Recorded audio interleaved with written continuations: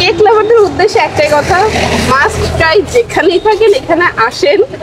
আর আপুদের কাছে একটা আসলে কি আছে, সেটা হচ্ছে আপুরা মানে আস্ত কেক দেয় না, এটা নিয়ে একটু সবাই অভিযোগ করেন যেন আমাদের কিন্তু আস্ত কেক দেয়, মাঝে মধ্যে আমরা যেন খেতে পাই, বাধা দিয়ে দেয় যে না। এই যে যেমন সিম্পলি বিষয় আপুদেরটা যদি বলি, এই যে রাস্তায় দাঁড়িয়ে কেক বিক্রি করার বিষয়টা, শুরুতে আপুর হাজবেন্ডই বাধা দেওয়ার কথা যে না, তুমি এত পড়াশোনা করছো, আমি বা এত পড়াশোনা করছি, আমি কেন রাস্তায় দাঁড়িয়ে কেক বিক্রি করবো।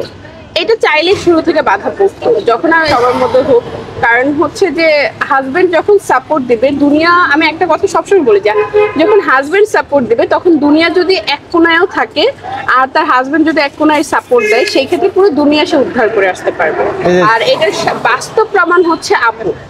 ভাইয়া সাপোর্ট খুবই পজিটিভ দিক, এবং এটা বুঝতে হবে যে কেকটা এতটা টেস্টি বলে প্রতিদিন, এবং আজকে হচ্ছে অন ডেতে এরকম 5টার দিকে এই বৃষ্টির মধ্যে, সারাটা দিন বৃষ্টি হলো, বৃষ্টির মধ্যে এই অন ডেতে এভাবে ভিড় করাটা মানে হবে, বুঝতে হবে কোনো অনেক বড় বড় ব্র্যান্ডেও হচ্ছে এ ধরনের ভিড় হয় না। তার মানে এখানে যেহেতু হয়েছে, দ্যাট মিনস কেকটা অবশ্যই এতটা ভালো। আর এখানে এক একজন একটা খাওয়ার পর আরো কয়েকটা ট্রাই করতেছে, দ্যাট মিনস কেকগুলো সবগুলোই অনেক মজার। আর আমি তো ট্রাই করতেছি। তো বলতে কি, এইটা আবার অন্য সাইডে চলে গেছে, কর্পোরেট সাইড থেকে, যে মানে প্রত্যেকটা জিনিস আসলে বন্ডিংটা ইম্পর্টেন্ট, অনেক বেশি ইম্পর্টেন্ট। দেখা যায় আমাদের বর্তমান বাংলাদেশ বা পৃথিবীর অনেক জায়গাতে এরকমটা হয় যে বউ মানে হচ্ছে ঘরের চুলার কাঠি নাড়াবে, তাদেরকে বাইরে যাওয়ার আসলে ওই সুযোগটা দেওয়া হয় না। সেটা আমার ফ্যামিলিতে হোক, আমার নিজের বাপ মাও আমার উপর থেকে এটা চায় না। তো সেই ক্ষেত্রে সবার ফ্যামিলিতে এরকম হয়।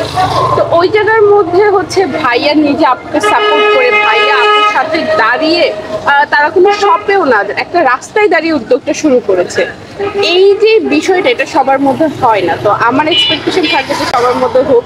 কারণ হচ্ছে যে হাজবেন্ড যখন সাপোর্ট দিবে দুনিয়া, আমি একটা কথা সবসময় বলি যে যখন হাজবেন্ড সাপোর্ট দিবে তখন দুনিয়া যদি এক কোনায়ও থাকে আর তার হাজবেন্ড যদি এক কোনায় সাপোর্ট দেয়, সেই ক্ষেত্রে পুরো দুনিয়া সে উদ্ধার করে আসতে পারবে। আর এটার বাস্তব প্রমাণ হচ্ছে আপু।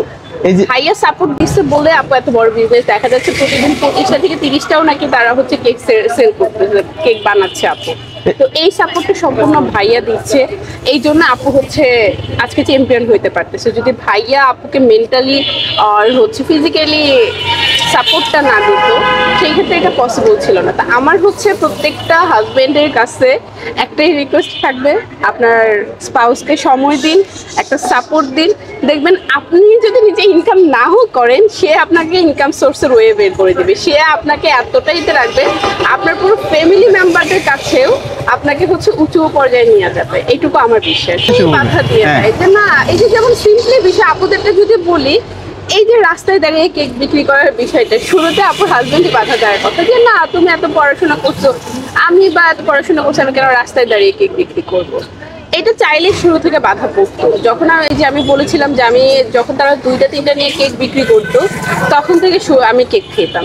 তো ওই জায়গার মধ্যে এখন হচ্ছে 30টা মিনিমাম নাকি সেল করতেছে তারা। তার মানে এই যে ভাইয়া রাস্তায় দাঁড়িয়ে সাপোর্টটা দিচ্ছে, এটার জন্যই তো। আর আজকে ভাইয়া যদি অন্য ইনকাম নাও থাকে, এখান থেকে দেখা যাচ্ছে আপু কেক বানাচ্ছে, ভাইয়া সেটা সেল করতেছে, অ্যাজ এ বিজনেসম্যান হয়ে যাচ্ছে। তো দুইজনেই হচ্ছে সমানভাবে আগায় গেছে, দুইজনেরই এখান থেকে ইনকাম হচ্ছে, রাইট। যেমন ভাইয়া যদি কেকের বিজনেস করতেও চাইতো, তাকে কোথাও না কোথাও থেকে কিনতে হতো। আর আপুর যদি হচ্ছে এটা নিয়ে কাজ করার ইচ্ছে থাকতো, সে কোথাও না কোথাও সেল করতে হতো, তাহলে হচ্ছে আর এত বেশি সেল হইতো না। তারা যখন দুজনে একসাথে হয়ে গেছে, তাদের প্রফিটটাও বেশি হচ্ছে। আবার হচ্ছে তারা একসাথে হওয়ার কারণে যেটা হচ্ছে যে একই জায়গায় সেল করতে পারতেছে, আর অনেকগুলো জিনিস মানে কেক সেল করতে পারতেছে। এখন আমি হচ্ছে গতকালকেও খেয়ে গেছি, অ্যান্ড হচ্ছে আজকে আবার আসছি। অ্যান্ড আপু আর ভাইয়া হচ্ছে যখন মাত্র একটা টেবিল নিয়ে বসতো, জাস্ট এই 3-4টা কেক নিয়ে বসতো, তখন থেকে ওনাদের ক্লায়েন্ট আমি।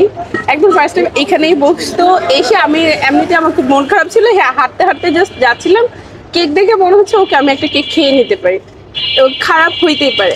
আমি খাওয়ার পরে মনে হলো না, মোটামুটি অনেকটাই ভালো, যে একটা রাস্তার মধ্যে বসে। তখন ওই সময়টা আসলে 1 বছর হয়ে গেছে এটা, ওই সময়টা আসলে এইরকম ভাবে রাস্তায় কেক, এত ভালো কেক পাওয়া যাবে আশা করা যায় না। আর এখন হচ্ছে ওই দিন কিছুদিন আগে অনলাইনে দেখলাম তার কেক এত এত সেল হচ্ছে, সেটা রিজনটা জানি না।